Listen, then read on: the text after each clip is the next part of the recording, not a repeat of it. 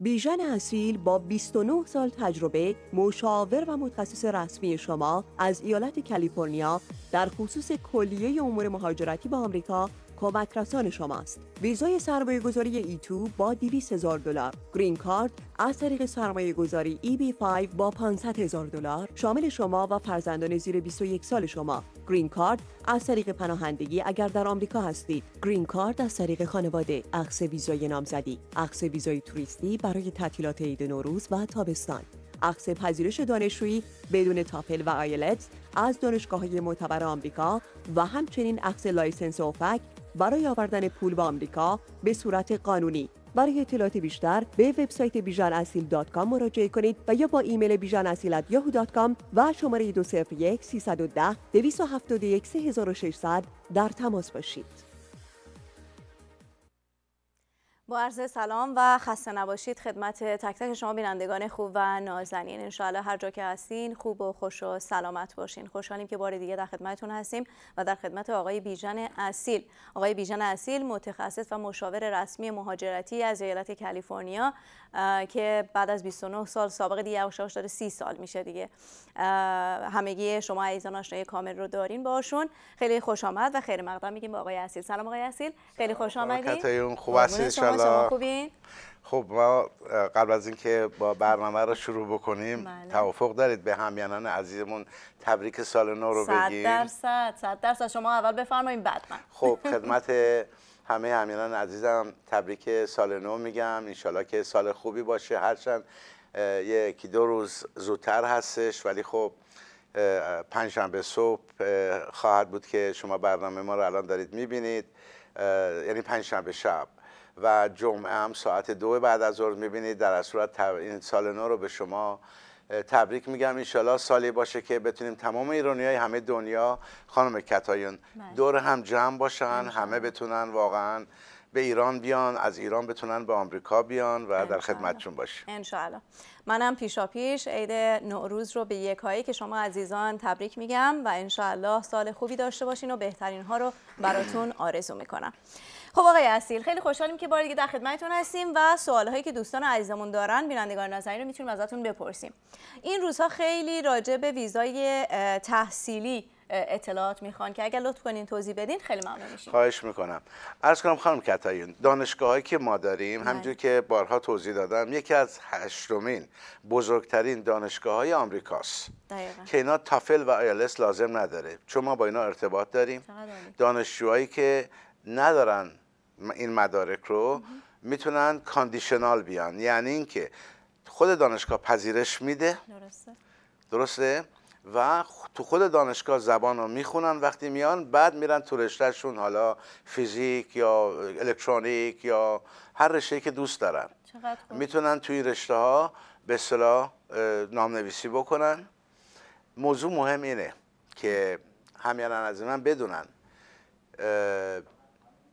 اشخاصی که میان آمریکا اگر میخوان بیان مثلا تو رشته دکترا ما نمیتونیم بکنیم چون خیلی مشکله، درد سرسازه، ولی اگر ریز نمراتشون رو برای ما بفرستن و طبق ریز نمراتشون ما میتونیم براشون پذیرش بگیریم یا تو لیسانس یا تو فوق لیسانس. وقتی آمدن اینجا قسمت محصلین خارج از کشور تو دانشگاه هست که اینا خیلی آدمای بسیار خوبی هم هستن. دانشجو میره میگه آقا من اومدم این رشته رو دارم میخونم، میخوام عوض کنم رشته‌مو و اینجا دانشگاه کمک میکنن. میخوام دانشگاهمو عوض کنم با اجازه اداره مهاجرت. درسته. ویزا گرفتن از خارج که میان دست وزارت امور خارجه است. بله. درسته؟ وزارت امور خارجه هم یک چیز بسیار سیاسیه. درسته. ولی اداره مهاجرت سیاسی نیست. اداره مهاجرت خیلی راحت‌تر با مردم، مخصوصا با دانشجوها کنار میاد. بنابراین برای اشخاصی که دانشجوی عزیزی که میخوان بیان آمریکا اینه که هم برسن به اینجا، دانشگاهشون رو برن، بعد همه کار میتونن بکنن. درسته؟ این دانشگاه ها به اصطلاح دورمتاری داره، محل خوابگاه دخترونه، خوابگاه پسرونه و صبحانه، نهار، شام، بیمه، کتاب، تمام اینها رو خود دانشگاه به اصطلاح عرضه میکنه سالی 16,000 دلار. تویشن خود دانشگاه 12,000 سالی، یعنی جمع 28,000 دلار. حالا اگر یک دانشجویی با یک دانشجوی دیگه دوست شه، با هم برن هم اتاق بشن، میتونن دیگه این یه آپارتمان بگیرن، قسمت بکنن دیگه، صبحونه نهار شامشون تو آپارتمانشون بکنن. از 16,000 دلار 2 نفر میشه 32,000 دلار، 3 نفر میشه، شما حسابتون خوبه، میشه 16 تا 16 میشه 48 تا. درسته؟ اینا میتونن خیلی خرجشون کمتر باشه. دقیقاً. درسته؟ و ما هم همه جور همیاری و همکاری رو با دانشجوی عزیزمون میکنیم. من از دانشجوهای عزیز هموطن خودم میخوام راه قانونی بیاید جلو، راه صحیح بیاید جلو، از کشور غیر قانونی خارج نشید. از این پرونده ها داریم ما 1-2 تا که اینها رو توی کشور نزدیک امریکا به اصطلاح توقیف میکنن، نمیدونم دیگه بهتر از این چی بگم، و دردسر ساز نکنید این کارو. از ایران قانونی بیاید بیرون، از ایران پذیرشتون رو بگیرید، قانونی ویزا بگیرید، قانونی وارد آمریکا بشید، به نفع شماست. و موضوع مهم اینه که من تو دفتر بچه ها همکارا هستن کار میکنن، آقای نیما هستن که شیفت شب ماست، یعنی از ساعت 7 شب امریکا تا 12 شب آمریکا، هفته 5 روز که میشه 7:30 صبح تهران تا 12:30 صبح تهران. آقای نیما به همین شماره که پایین اینجا نوشته زنگ بزنن، راجع به قسمت دانشجوییه. درسته. میتونن ایمیل بفرستن دانشجوی عزیز به همین زیر وبسایتمون. ایمیل ادرسی که هستش. هیچ ایمیلی بدون جواب نمیمونه. درسته. هیچ تلفنی بدون جواب نمیمونه و رایگانه. چقدر عالی. هر سوالی دارن جوانای هموطن خودمون، دفتر موظفه به شما جواب بده. چنانچه ایمیل جواب نگیرید یا تلفن جواب نگیرید، برای من ایمیل بفرستید. ایمان داشته باشید که به شما کمک خواهد شد و فکر نمی‌کنم احتیاج باشه به من گزارش بدید، چون این به اصطلاح افرادی که هستن، مثلا آقای نیما که به اصطلاح مسئول این قسمت دانشجویی انجام میده. خب خیلی هم عالی. آقای اصیل، چند وقت پیش صحبت راجع به این بود که ویزا که وقتی میگیرن دانشجوها میان باید بمونن، نمیتونن برن و بیان. الان میتونن راحت برن و بیان. بله، الان خانم کلینتون وزیر امور خارجه آمریکا طبق برنامه‌ای که گذاشتن 7-8 ماه پیش دیگه ویزای 3 ماهه نمیدن به دانشجو، 2 ساله میدن. خب میتونن مولتیپل برن و بیان. خب این خیلی خوب هستش. بله. یه مزیت خیلی خوبه. خب سوال بعدیمون راجع به ویزای توریستی هستش که دوستان عزیز که دوست دارن بیان اینجا برای توریستی بگردن و خوش بگذرونن. الان دیگه تابستون نزدیکه. بله، خب ویزای توریستی 2 جور داریم. ویزای B1 و B2. B2 یعنی توریستی برای گردش. درست. B1 یعنی تجارتی، برای کسایی که میخوان بیان اینجا، نظر دارن بیان اینجا ببینن امریکا چه خبره، بررسی کنن ببینن سرمایه‌شون رو بخوام بیارن اینجا. برای همون سرمایه‌گذاری E2 یا EB5 که بیشتر من E2 رو تشخیص به اصطلاح پیشنهاد میکنم، چرا که E2 ویزایی است که به اصطلاح سرمایه‌گذاری است که تمام پولی که یک سرمایه‌گذار میره دست خودشه. یک شرکت سهامی تشکیل میدیم، بانک حساب باز میکنیم به نام خود شخص و این شخص میتونه بیاد اینجا با همسر و بچه‌هاش و اقامت بگیره و از تمام حق و حقوق آمریکایی‌ها چی باشه؟ برخوردار باشه و بتونه بره و بیاد. هیچ مسئله‌ای نیستش. و این سرمایه گذاری که میکنن تو 14 دستگاه آپارتمان به بالا باشه. بعضی از همکارای ما، من کاری ندارم، همشون خوبن، میگن اگه بیا اینجا یه خونه بخری بهت اینجا اقامت میدن. هم چیزی نیست. یه خونه اگه بخرن 3 میلیون 5 میلیون بهشون اقامت چی نمیدن. باید سرمایه گذاری بشه توی بیزینس که پول بیاره مثل پمپ بنزین، مثل رستوران، مثل چلو کباب، درآمد داشته باشه. درآمد. ولی نمیتونه یه آپارتمان بخره، باید 14 دستگاه آپارتمان به بالا. حالا برای ویزای EB5 $500,000 که گرین کارت میده تو مراکز منطقه‌ای. $50,000 میدن اینجا رو ببرن بالا، 25,000 پول وکیل میدن، 575,000. من چی میگم به همیهنان عزیزم؟ من میگم این پول رو که شما میذارید هیچ گونه گارانتی نداره. تو قراردادی که با وکلا و همکارای ما می نویسن یک جاش نوشته شده شما چنانچه پولت رو تو این سرمایه گذاری از دست بدی، یعنی پروژه بالا میره ورشکست بشه، به شما پولی داده نمیشه. یه جاش نوشته و حق شکایت از ما نداری. اینو کی گفته؟ خود اداره مهاجرت خانم کتایون. چرا این پروژه های مرکز منطقه‌ای با اداره مهاجرت هم بستگی دارن، جواز میگیرن، این کارو میکنن؟ برای اینکه شخص پولش از دست بده، نیاد اداره مهاجرت آمریکا رو سو بکنه. اداره مهاجرت از وکلا خواسته که آقا بنویسید که گارانتی نیست، اگر پولتون رفت از ما شکایت حق. حالا چرا یه هموطن ما بیاد همچین کاری بکنه؟ 2 سال 3 سال هم وایسه؟ من بعضی اشخاص رو ببینم 3 سال وایسادن برای پروژه هنوز شروع نکردن، مرتبا بازم پرونده میگیرن که آقا داریم شروع میکنیم، نکردن. چرا یه هموطنی بدیم 575,000 دلار رو بذاره تو پروژه ایتو 20 دستگاه آپارتمان بخره؟ الان تو نوادا، لاس وگاس قیمت ملک اومده 1/3. چرا؟ یک عده اومدن رفتن خرید کردن ملکا رو، از رو ملک رفتن پول از بانک گرفتن، یه ملک دیگه، یه ملک دیگه، یه ملک دیگه. به اینا میگن آدمای چی که این کارا رو کردن؟ نمیدونم. نمیدونید؟ شاید هم نمیخوام بگم کلامشو. به اینا میگن آدمای که طمع زیاد دارن. یه دفعه طمعکار. یه دفعه بیزینس اومده پایین، تمام بیلدینگ‌ها رو بانک برداشته و بانک هم تو کار بیلدینگ نی، بار تو کار پوله، میخواد اینا رو نقد کنه. دقیقاً. یه هموطن میتونه بیاد 20 دستگاه آپارتمان رو به مفت 1/3 قیمت بخره. کمپانی مال خودشه. دقیقاً. 20 دستگاه آپارتمان $20,000 اقلا بهش پول میده هر ماه. درآمدش دیگه. درآمد داره، اعتبار بانکش میره بالا. اقامت اینجا هم داره. 1 سال 2 سال بعد راه‌ها زیاده وقتی اینجا باشن بخوان گرین کارت بگیرن.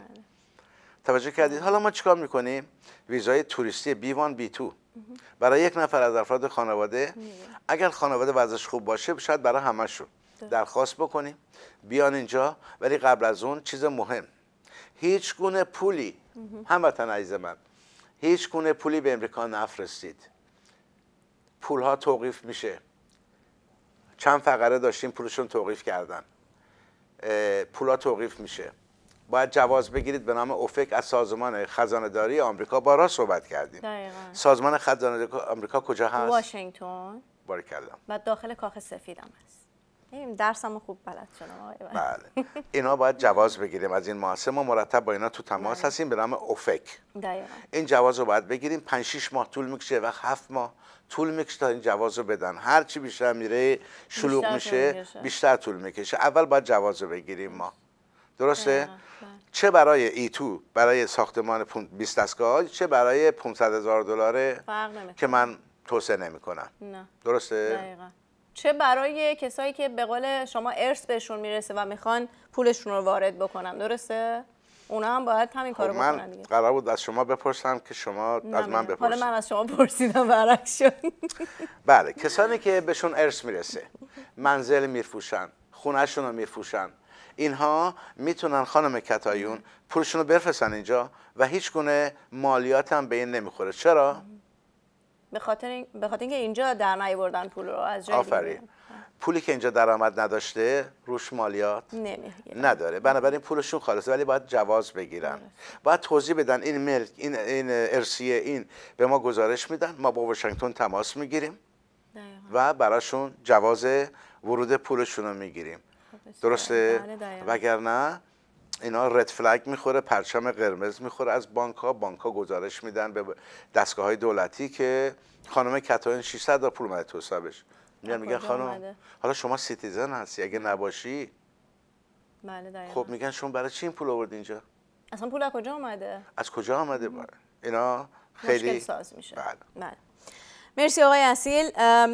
حالا برای کسانی که عزیزانی که اینجا هستند و پرونده دارن توی اداره مهاجرت، خودشون اومدن اقدام کردن و از الانشون نمیتونن دنبال بکنن، شما میتونین کمکشون کنین؟ البته من بیشتر منظورم از این بود که اشخاصی که ازدواج کردن یا پدر مادرها یا بچه‌هایی که درخواست دادن خودشون کردن و پروندهشون مسکوت مونده، اطلاعی ندارن، با ما تماس بگیرن، میتونیم اینا رو دنبال بکنیم. خب چقدر میتونیم اینا رو دنبال بکنیم تو چه موقعیتی قرار. یا ایرانیایی که اینجا گرین کارت داشتن خانم کتایون، خیلی مهمه. ایرانیایی که اینجا گرین کارت داشتن، درست، بعد رفتن ایران 6 ماه بعد برمیگشتن.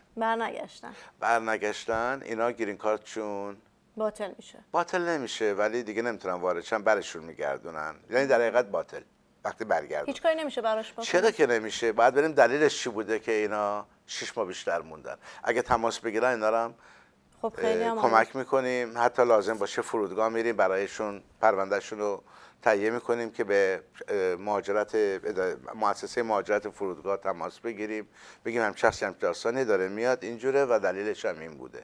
اینها رو هم میشه نجات داد. حالا اگه اومده باشن داخل امریکا باشن چی؟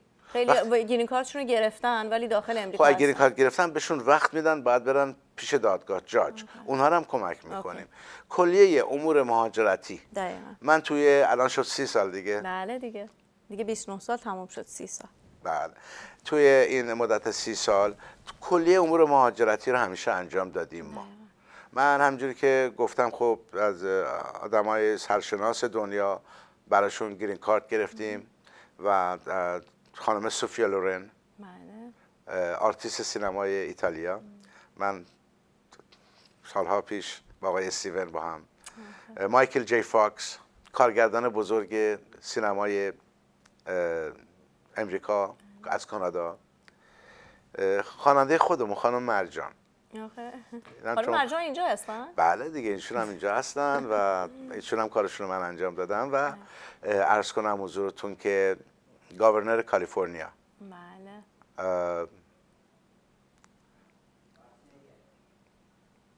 اسمشون هم آقای شوارزنگر. آره آرنولد شوارزنگر. بله ایشون دیگه میگردین. ایشون هم دفتر همکاری ما با آقای استیون بوده که براشون کار مهاجرتشون انجام دادیم. در هر صورت خب قدیمی هستیم و من خب 42 سال آمریکا هستم. خوشحالم که بتونم به همینان عزیزم کمک بکنم. شما هم کارتون رو خیلی خوب انجام میدید. از چه نظر؟ که همکاری با من میکنید. خیلی ممنون، مرسی. نمرم 20 شد پس آقای یاسین. مرسی. آقای یاسین، کسایی که میدونین که یه تعدادی از دوستان عزیزمون میرن سفارت و رد میشن، اونا رو میتونین کمکشون کنین؟ 100% به اینا میگم فرجام. دنبال لغتش میگشتیم قبل از برنامه. فرجام به فارسی میشه، به انگلیسی میشه reconsideration، تجدید نظر. من هیچ وقت نمی‌دونستم این کلمه رو بله فرجام به فارسی، من 42 ساله ولی لغت‌ها یادم. بابا آفرین. بهش میگن فرجام، یعنی که دوباره بخوان بررسی بکنن. برای اینکه بی‌دلیل پرونده رو ندیده، کنسولس و پاشو در خواب، نمیدونم رو دنده چپ، به هر دلیلی به هر دلیلی اصلا فایل رو نمیبینن، چی میگن تو رد شدی. اینا رو هم میشه فرجام داد. اگه مدارکشون رو بفرستن اینها رو همه رو ما کمکشون میکنیم و به همینان عزیزم توصیه میکنم که قبل از که میرید سفارت 3 دقیقه 2 دقیقه مصاحبه دارید. درسته؟ فقط 2-3 دقیقه مصاحبه. 3 دقیقه هم 2 دقیقه. ولی شما باید 2 ماه زحمت بکشن این پرونده رو بسازن که وقتی میذارن اونجا رو میز کنسول میفهمه، با چشش عکس میگیره. بعضی از همراهان ازم میگن آقای اصلا نخوند، همینجوری منو رد کرد. میگم مثلا ندید. گفت چرا؟ یه اینجوری تماشا کرد. خب همون یه اونجوری همه رو میفهمه. بله. بعدم غیر از اون DS 160 که میزنن، DS 160 که میزنن برای هر آدمی که دانشجو توریست میره سفارت، تمام زندگیش اونجا نوشته شده. میرن تو سیستم، قبل از که شخص میره برای مصاحبه خیال میکنن که این کنسولی چی نمیدونه، دست که همه چیز راجع به شخص میدونن. تصمیمشون رو تقریبا 80% گرفتن که میان جلو. واسه این DS 160 رو همین نزنید. این 90 تا سوالو از من بخواید بستر ما برای شما ایمیل کنه، اطلاعاتشو پر کنید، اینا رو ما صحیحشو به شما همکاری و همیاری بکنیم که بنویسید. خیلی مهمه. DS 160 خیلی مهمه تو تمام نوع ویزاهای نان امیگرنت، چه تحصیلی، چه توریستی، چه تجارتی، چه سرمایه گذاری، اینا خیلی مهمه خانم کتایون. بله دقیقاً.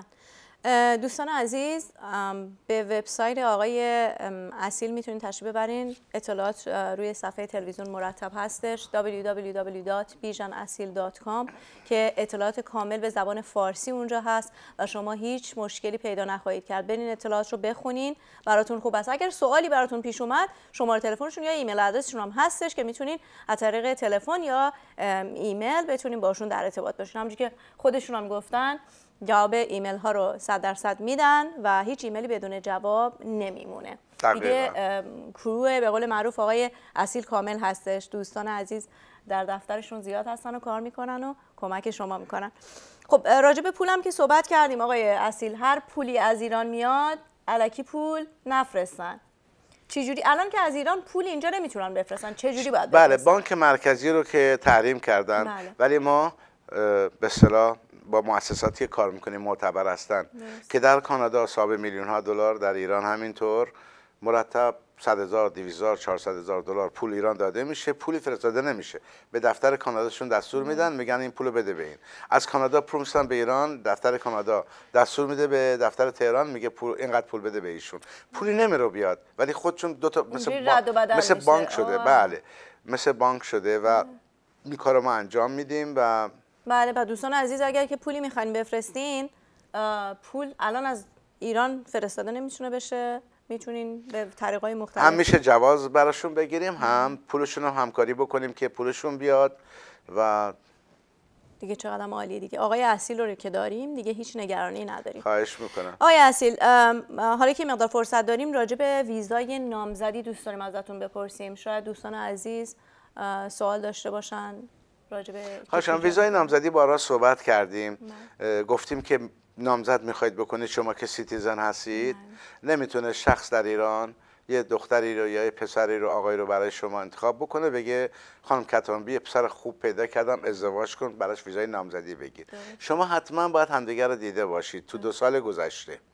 اگر ایران نمیتونید برید، میتونید همدیگر ترکیه، دبی ببینید، با هم عکس بگیرید و مهر پاسپورتتون بخوره که همدیگر رو دیدید. در اون صورت میشه که به اینجور افراد هموطنمون کمک بکنیم. به دوستان عزیز باید حتما سیتیزن باشن که بتونن این کار رو راحت انجام بدن، در غیر این صورت نمیتونن. این موضوع مهم خانم کتایون اینه که یادم نرفته باشه، هر ایرانی که وارد آمریکا میشه از ایران پناهندگی به امریکا دفتر نداره آمریکا. درست. هر ایرانی که وارد آمریکا میشه به هر نوع و شکلی خانم کتایون، چون وقتی رسید اینجا یه 10 روز بعد، یه ماه بعد میبینه یه مسئله براش توی ایران پیش اومده که دیگه نمیتونه برگرده. اینها چنانچه واجد شرایط بشن با پروندهاشون رو قبول میکنیم، براشون درخواست پناهندگی میدیم. خیلی هم توش موفقیت داشتیم. اگر مجله جوانان این هفته رو بخونن، 2 صفحه مقاله برای همین داستان پناهندگی که چطور شما نوشتین؟ من نه، خود مجله با من مصاحبه کردن. بله تو وبسایتمون ان شاءالله مجله جوانان رو میذاریم این هفته. ولی خب تو خود سوالا رو از شما پرسیدن، نوشتن، مصاحبه رو با شما کردن. بله و خود تو جوانان.com برن، میتونن مجله جوانان رو صفحه 75 و 76 رو بخونن که 5 تا ایرانی رو توی ترکیه گرفته بودن و اینا تو زندان ترکیه بودن، غیر قانونی اومده بودن بیرون و اینا رو داشتن تحویل ایران میدادن. مادر پدرشون با من تماس گرفتن و رفتم ترکیه و اینها رو از زندان نجات دادم. چقدر عالی. و واقعا توی سیاچال به خاطر قراردادی که بین ایران و ترکیه بود، اینا رو با هستی بود تحویل میدادن و اینا رو ما خوب با سفیر پرتغال همکاری به اصطلاح دوستی داشتیم و اون کمک کرد، به اینا ویزا داد و به گاورنر ترکیه با هم رفتیم پیشش، منو معرفی کرد و گفت دولت من به اینها ویزا میده، برای اینا رو تحویل ایران نده. گفت شما قبول میکنی؟ گفت آقای اصیل که میگه من قبول میکنم. آفرین. و اینا رو که انجام دادیم، آوردیم پرتغال، از پرتغال آوردیم ایتالیا، از ایتالیا پناهنده شدن اومدن آمریکا. الان اینا موضوع مال 20 سال پیشه، 25 سال پیشه. الان دکتر و یکیشون من یه جایی گفت آقای اصیل شما هستی؟ گفت منو میشناسی؟ من همونم که از زندان ترکیه منو در آوردی و الان من دکتر جراح قلبم تو اورنج کانتی. خیلی آدم لذت میبره. واقعا دستتون در نکنه. خلاصه دعای این دوستان همیشه بدرقه شما هست. خواهش میکنم آقای اصیل. آقای اصیل، فرصتی دیگه نداریم، متاسفانه باید برنامه رو تموم بکنیم. شما از کجا فهمیدین؟ من به یه جورایی گفتن تو گوشم. اوه اتاق فرمان چقدر وقت داریم آقای وارتان؟ هیچ دیگه وقت نداریم. تموم شده. اون یه دقیقه هم حالا نذارید، اون بقیه‌شو یه دقیقه رو استفاده می‌کنیم، عیب نداره. شما اگه حرف آخری هستش؟ آره دیگه، من میخوام بازم به همیانان بازم تبریک سال نو بگم و خواهش میکنم از شما به وبسایت ما مراجعه کنید، یادداشت بکنید www.bijanasil.com.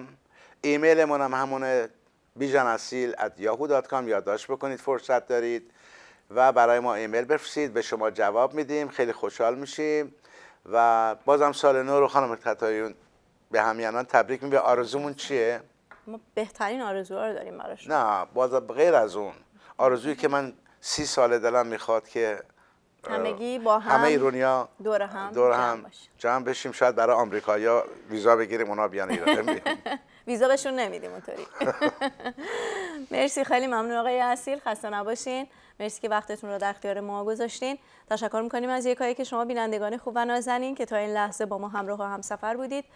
باز هم پیشاپیش سال نو رو براتون در سال نو بهترین ها رو براتون آرزو میکنیم. روزها و شبهای خوشی داشته باشین. خدا یار و نگهدار.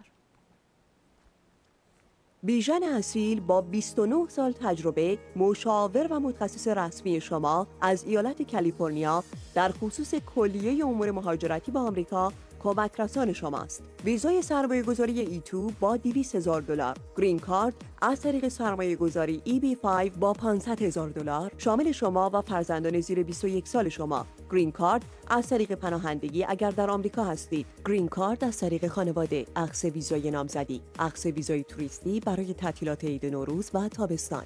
اخذ پذیرش دانشجویی بدون تافل و آیلتس از دانشگاه‌های معتبر آمریکا و همچنین اخذ لایسنس اوفک برای آوردن پول به آمریکا به صورت قانونی. برای اطلاعات بیشتر به وبسایت bijanasil.com مراجعه کنید و یا با ایمیل bijanasil@yahoo.com و شماره 201 310 271 3600 در تماس باشید.